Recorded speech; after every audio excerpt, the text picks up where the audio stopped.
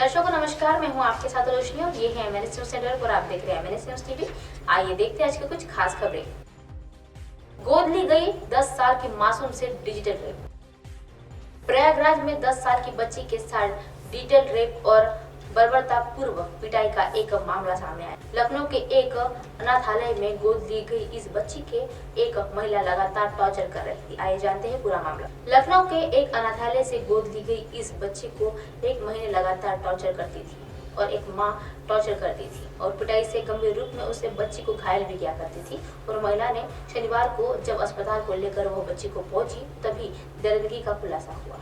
अस्पताल का प्रशासन ने शिकायत पर पुलिस को महिला को हिरासत में ले लिया है और बच्ची की गंभीर हालत को देखते हुए उसने दिल्ली का यह लखनऊ शिफ्ट कर दिया हुआ है और फिलहाल कैंटोनमेंट अस्पताल में बच्ची का इलाज चल रहा है।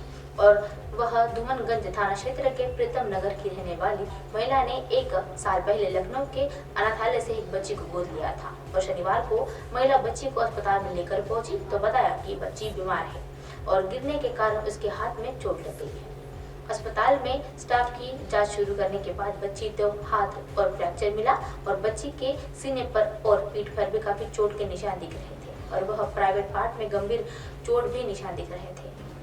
स्वास्थ्य परीक्षा के यह दौरान ही महिला के अस्पताल से भागने का प्रयास भी किया था और तब स्वास्थ्य कर्मियों ने उसे पकड़ लिया और घटना की सूचना कैंट अस्पताल में दे दी गई। गोद ली गई बच्ची के साथ बर्बरता की हदें पार। पुलिस ने बताया कि बिहार निवासी टीचर अरुण सिन्हा ने उनकी पत्नी प्रीतम नगर के एक शहर अपार्टमेंट में रहती थी और दोनों के लखनऊ के 1 साल पहले ही बच्चे को गोद लिया था और लेकिन दोनों बच्चे के नौकरानी का काम कराना शुरू कर दिया था और बच्ची के साथ बर्बरता की हदें भी पार कर रहे थे। उसे गर्म प्रेस और फटके मारते थे और उसके बाद जलाने की कोशिश भी करते थे और इसे गोद लेने वाले माँ बाप ने दांत से काटा और वह जमकर वहां से पिटाई दी थी।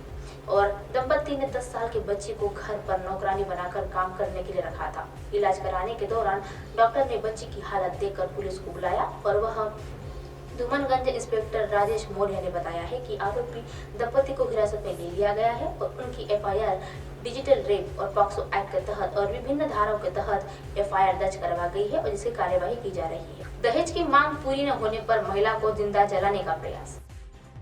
सिंभावली थाना क्षेत्र के एक गांव में रहने वाली एक महिला दहेज न देने पर और 2 लाख रुपए की मांग पूरी न होने पर ससुराल पक्ष ने लोगों ने जिंदा जलाने का उसको प्रयास किया है। आइए जानते हैं पूरा मामला। जब पीड़िता ने उसका विरोध किया तो आरोपी उसको कार से ड्राइवर मांगने के लिए और जंगल में लेकर पहुंच गया और उसके बाद वह बदहवास अवस्था में फेंक कर आरोपी वहां से फरार हो गया, जहां पर आरोपी ने उसके साथ मारपीट भी की है। उसे बदहवास अवस्था में फेंक दिया और उसके बाद फरार हो गया आरोपी और गांव के लोगों ने उसे घर पहुंचाया और पीड़िता के आरोपियों के खिलाफ रिपोर्ट भी दर्ज करवाई है और कार्यवाही की मांग की है। पुलिस मामले में जांच कर रही है और गांव के रहने वाले महिला ने बताया है कि उसकी शादी 2 साल पूर्व ही जिला मेरठ में एक गांव में रहने वाले युवक के साथ हुई थी। शादी के मायके पक्ष ने लोगों ने हैसियत के अनुसार दान दहेज दिया था। दहेज की मांग पूरी न होने पर जिंदा जलाने का प्रयास भी किया है। दिए गए दान दहेज के उसके ससुराल पक्ष ने लोग खुश नहीं हुए और आए दिन उसका पति और सास सहित अन्य लोग उसको दहेज के 2 लाख रुपए मांग रहे थे और पीड़िता ने बताया है कि वह दहेज के 2 लाख मांग पूरी न होने पर आरोपियों ने उसे जिंदा जलाने का प्रयास किया था। तहरीर पर जांच जारी। विरोध करने पर पुलिस उसे कार में डालकर मायके वहां से जंगल में लेकर वहां से पीट कर उसके बाद जंगल में फेंक कर फरार हो गए थे और पीड़िता ने घटना के तहरीर में केस दर्ज करवाया है और मांग की है कि कार्यवाही की जाए। थाना प्रभारी निरीक्षक शिलेश कुमार ने बताया है कि तहरीर पर मामले की जांच की जा रही है और जांच पर कार्यवाही भी की जाएगी। हिस्ट्री शीटर पर कुल्हाड़ी से हुआ हमला और मौत के बाद हुए फरार। जोधपुर के राजीव गांधी थाना क्षेत्र के एक हिस्ट्री शीटर के बीच सड़क पर कुल्हाड़ी और लाठी और पाइप से पीटकर हत्या कर दी गई है। करीब 10 से 12 बदमाशों ने हिस्ट्री शीटर पर हमला कर हत्या के बाद मौके पर से फरार हो गए हैं।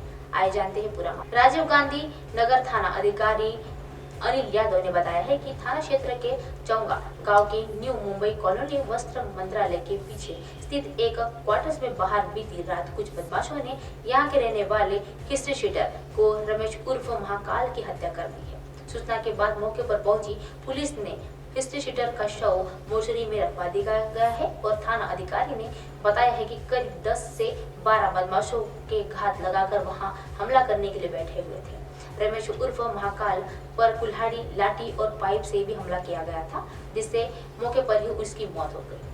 बदमाशों ने हिस्ट्री शीटर पर कुल्हाड़ी और चाकू से भी ताबड़तोड़ हमला कर दिया, जिससे वहां मृतक के शरीर पे शत विशत डाल दिया था और मृतक के सिर पर भी कुल्हाड़ी से कई वार किए गए थे। उसके कारण वे सिर पर और चेहरे पर गहरे घाव भी लग गए थे। पुलिस के हाथ लगे सीसीटीवी फुटेज के आधार पर इस हत्या को अंजाम देने वालों के आरोपी भागते नजर आ रहे हैं और मृतकों ने भाई के बताया था कि वह 2 दिन पहले मृतक के पास फोन आया और उसने मारने की एनालिस एक धमकी दे दी गई थी। इस धारा पर पुलिस ने कुछ आरोपियों को संदेह के घेर लिया है। उसके बाद पुलिस ने दिलीप वैष्णव, उसका भाई आनंद वैष्णव और उसके 3 भांजे सीसीटीवी में दिखाई दिए थे और इसके अलावा राहुल मोटी और मनु मून के एक सीसीटीवी में नजर आए हैं और फिलहाल पुलिस सभी आरोपियों की तलाश कर रही है और सूत्रों से मिली जानकारी के अनुसार पुलिस ने 4 लोगों को दस्तयाब कर लिया है और उसे पकड़ लिया है। अब आप हमारे चैनल को अपने मोबाइल पर देख सकते हैं। मोबाइल ऐप पर देखने के लिए प्ले स्टोर से MNS news TV app download करें। इंस्टा, लिंक, ट्विटर, हाइकू, फेसबुक और कई सोशल मीडिया के प्लेटफॉर्म पर हमारा चैनल उपलब्ध है। आप इसे यूट्यूब पर भी देख सकते हैं। आप हमारे चैनल को लाइव भी देख सकते हैं www.mnsnewstv.com पर। फिलहाल वक्त तो चला है दर्शकों ब्रेक का। ब्रेक से लौटने के बाद देखिएगा देश और दुनिया की तमाम खबरें। नमस्कार।